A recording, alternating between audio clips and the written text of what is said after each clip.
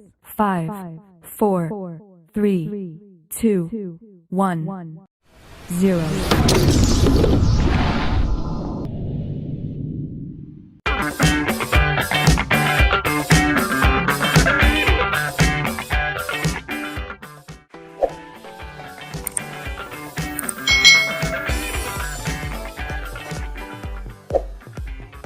Hai. Selamat datang di channel YouTube Kak Citra. Apa kabarnya adik-adik semuanya?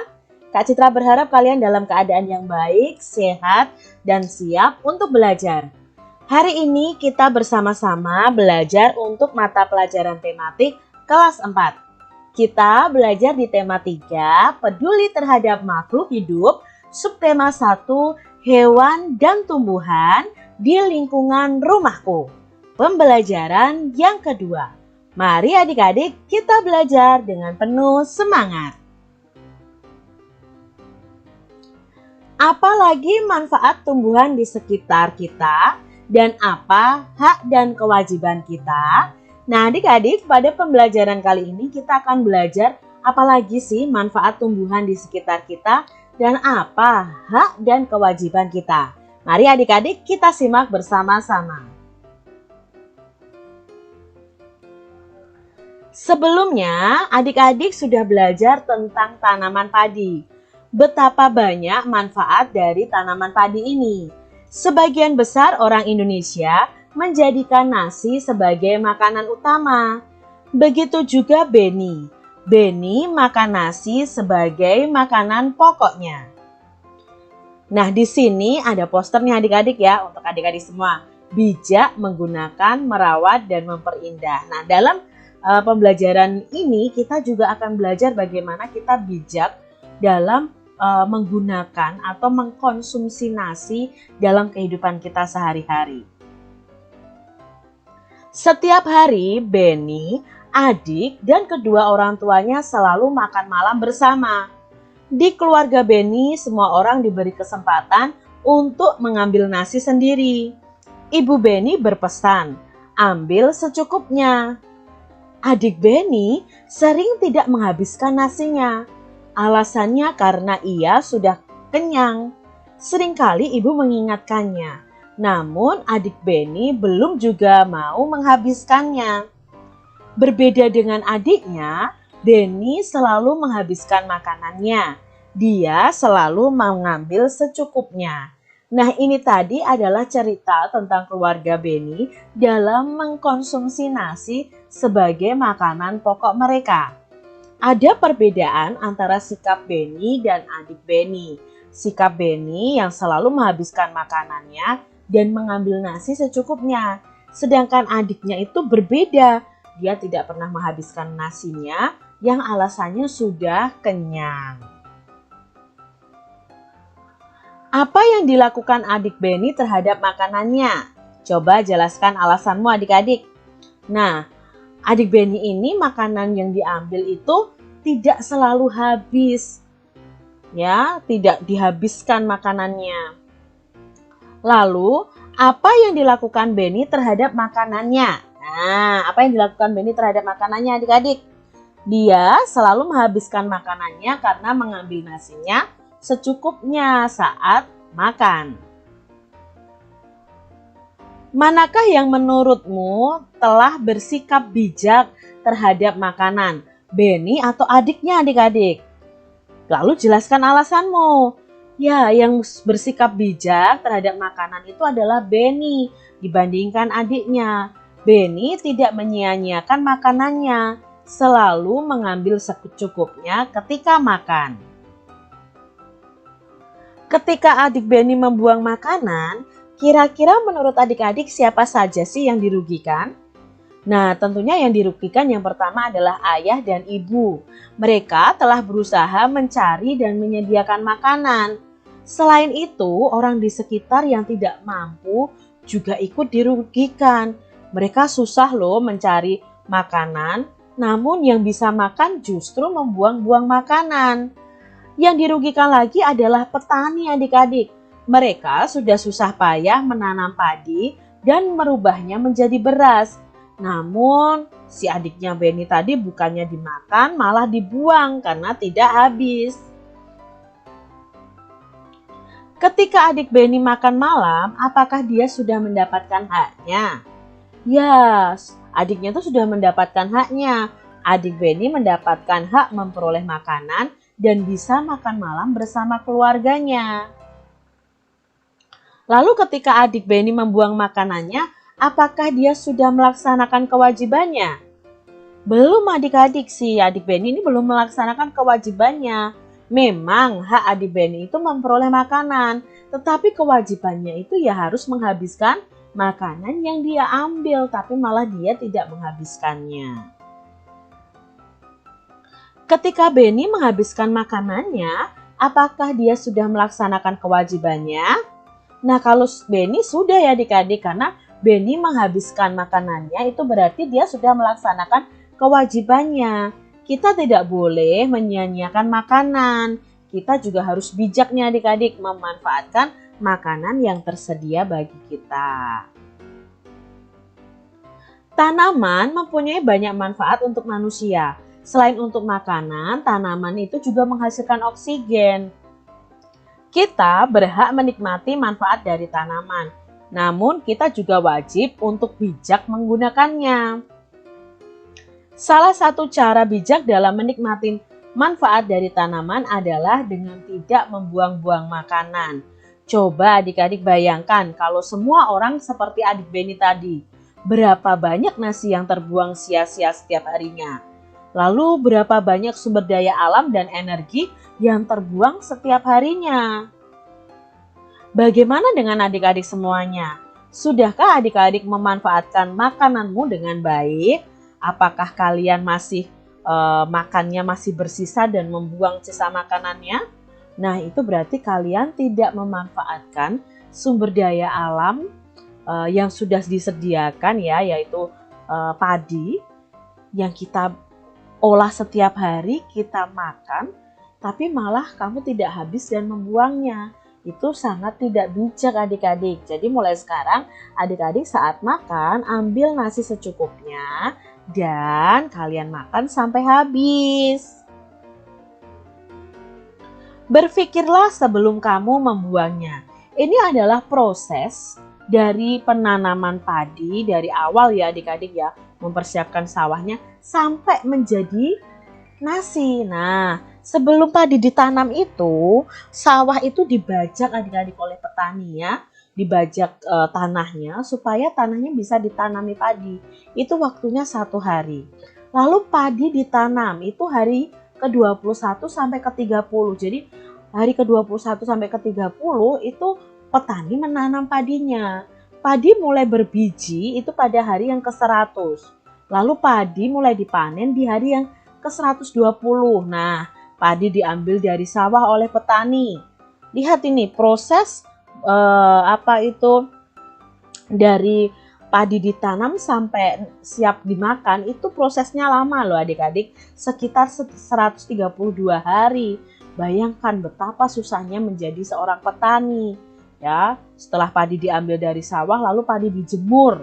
Dijemur dulu adik-adik, lalu digiling. Nah, biji padi siap jadi beras kalau sudah digiling adik-adik. Betapa susahnya ya. Alangkah buruknya jika kita membuang-buang makanan kalau melihat ini.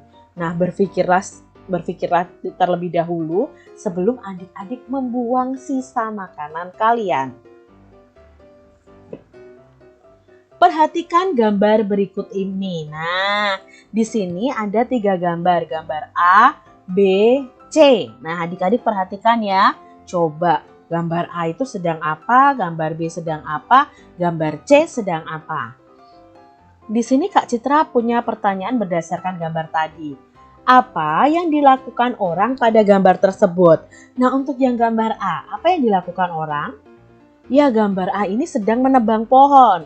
Lalu gambar B sedang menanam pohon. Gambar C sedang mencabut tanaman yang masih kecil adik-adik.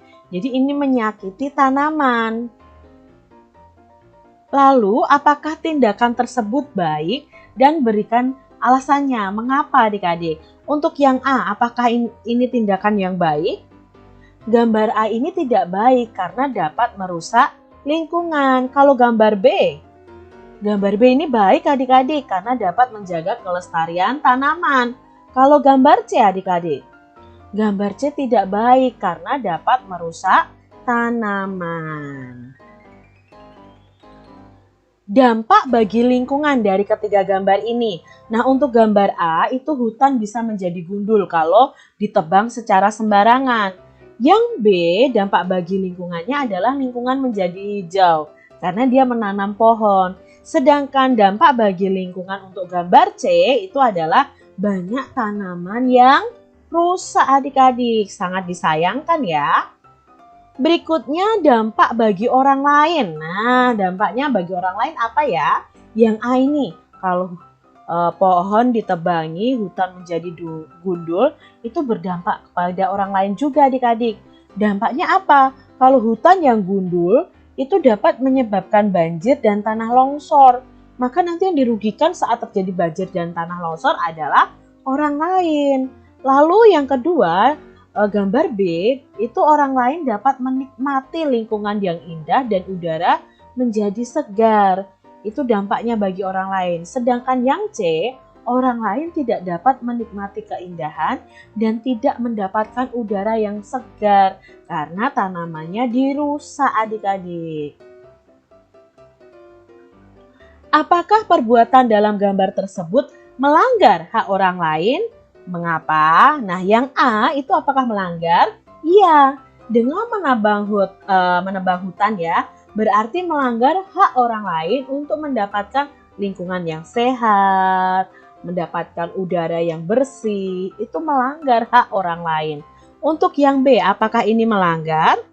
Tidak adik-adik, menanam tanaman itu justru membantu orang lain. Sedangkan yang C ini yang melanggar juga.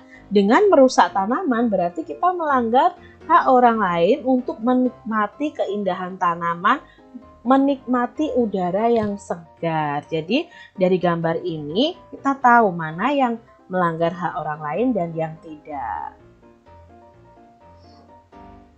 Nah, untuk berikutnya, apakah orang tersebut sudah melaksanakan kewajibannya dan mengapa? Untuk gambar A belum adik-adik.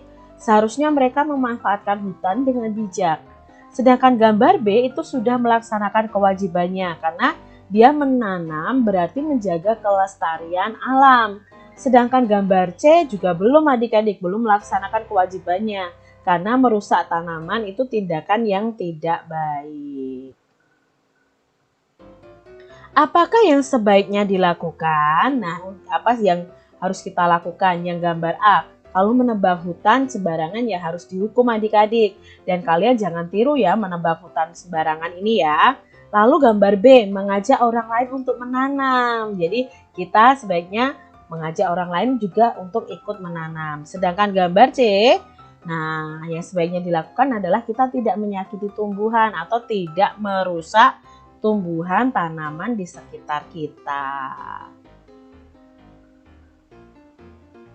Bijak memanfaatkan tumbuhan berarti kita menghematnya, tidak membuang-buangnya, tidak mengambil secara berlebihan dan tidak merusaknya. Ketika kita tidak memanfaatkan tumbuhan dengan baik, berarti kita sudah mengambil hak orang lain untuk menikmati lingkungan yang nyaman. Saatnya adik-adik untuk berkreasi membuat kolase dari bentuk tumbuhan yang ada di sekitar adik-adik. Apa itu kolase? Nah, di sini Kak Citra jelaskan. Kolase itu adalah karya seni tempel yang pada permukaan gambar. Nah, ini adalah contoh kolase adik-adik ya. Kolasenya berbentuk kupu-kupu. Nah, kita akan membuat kolase ini dari bahan daun-daunan. Bahan yang perlu kita siapkan itu ada daun, batang tumbuhan, lem. Lalu alat yang kita butuhkan adalah gunting. Langkah-langkahnya, siapkan bahan ya. Buatlah sketsa gambar yang kamu sukai. Atau kamu bisa meminta sketsa gambar kupu-kupu kepada gurumu atau kepada orang tuamu. Lalu setelah itu, aturlah daun atau batang tumbuhan tadi. menutupi sketsa gambarmu. Langkah selanjutnya adalah perhatikan perpaduan warna dan bentuknya. Tempelkan daun atau batang tumbuhan kering pada kertas gambarmu dengan menggunakan lem, jadi tempel dengan rapi. Indahkan karya seni dari tumbuhan kering buatanmu. Nah, ini tadi adalah contoh kolase dari daun kering dan ranting yang kering adik-adik. Bisa ya kalian praktekkan di rumah kalian masing-masing. Nah, demikian tadi adik-adik pembelajaran kita di mata pelajaran tematik kelas 4, tema 3, peduli terhadap makhluk hidup, subtema 1, hewan dan tumbuhan di lingkungan rumahku, pembelajaran yang kedua. Semoga video ini bermanfaat ya untuk adik-adik belajar di rumah. Terima kasih sudah menyaksikan video dari Kak Citra dan sampai jumpa lagi di video pembelajaran Kak Citra selanjutnya. Tuhan memberkati. Jangan lupa tekan tombol subscribe, lalu tekan loncengnya, tekan juga tombol like, lalu share ke media sosial kalian. Jangan lupa untuk ikuti media sosial Kak Citra. Terima kasih.